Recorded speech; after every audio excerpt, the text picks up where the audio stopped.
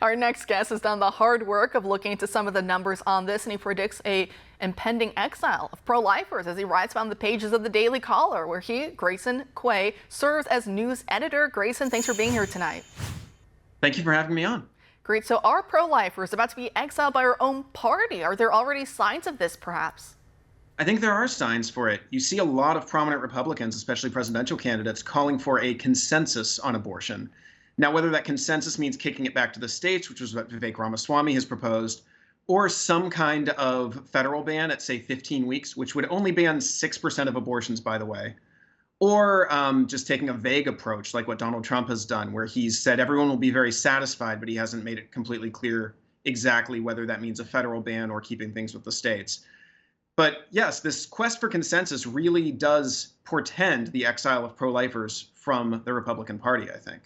I think so as well, and I know I kind of beat the dead horse. I think it was last week, but Nikki Haley, it really just bothered me, the idea of, well, it's kicked down to the states as if victory, we got everything we needed, right? And I'm thinking, no, there's going to be so many states like New York and California where they allow abortion all the way up through 9 months. And I'm not saying that an abortion at 1 month is somehow morally better. I'm just saying that we're not going to squash the issue and create a culture of life when we just say, well, that's it, it's back down to the states. I know CPAC, I think it was last year, it was very disappointing. Usually abortion is front and center on the main stage, but Matt Schlapp later said that he made the conscious decision to take it off the main stage because he said he's trying to court more liberals, the liberals who are disaffected by the left, so they're kind of seeking some refuge in our tent, and that basically abortion turns them off. So he'd rather turn us out of the tent basically to kind of welcome them in. And I'm thinking, how's that really victory then? Just because we might win an election or get more people on our side, if we're not actually doing something good with it,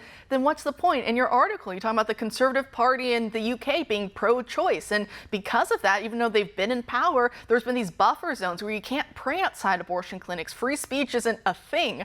Talk to us about some of that. Yeah, what would it profit a party if they should win every election but forfeit their soul? Exactly. And it makes sense on a political level because this country's becoming more secular, and there's this increasing push to appeal to barstool conservatives who are socially libertine. They don't care about abortion. They're not touching a poll. So, of course, there's less of an emphasis on abortion. And even if we kick it back to the states, it's not safe anywhere. Kansas, a state Trump won in 2016, 60-40, by the exact same margin, voted down a ballot measure that would allow abortion bans to be passed by the state legislature.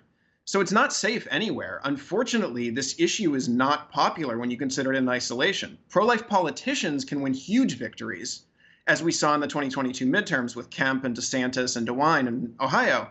But whenever it's put on a ballot in isolation, it's lost 6 out of 6 times so far, and it looks like there are more losses to come. And that is just so sad to me. To me, my mindset is not that it's box office poison, we need to let it be and let sleeping dogs lie. My idea is, no, we need to work harder and redouble our efforts, because there's this weird idea in people's minds, I think, where they go, well, if it's like it's murder if it's an older baby, but if it's a really, really tiny baby, or if it's a sick, disabled baby, then somehow magically it's fine. And I'm thinking, no, it's not. This is an all or nothing game, as you point out in your article as well. I think even said the governor of Oklahoma kind of mentioned to you that, it's tough to kind of bring this to ballot. Is that correct? Yeah, no, he came into the Daily Caller and answered some questions on the record, and he did seem nervous about a push to get abortion on the ballot in Oklahoma. And this is a state where every county has gone red in the last 5 or so presidential elections. There's a possibility of trying to raise the threshold for putting things on the ballot, but that's a tough sell for people. The optics of that are really not good in this climate. And I think you also point out in your article about after Obamacare, and we saw the Democrats in 2010, they lost big time with midterms at the state, local, and federal levels. And then, of course, then they kind of dipped back up. They kind of had a swing up, I guess I should say. Do you suspect something similar here with us in the pro-life cause, where maybe we're going to take some hits early on, but then things will right itself afterwards? Which way are you predicting?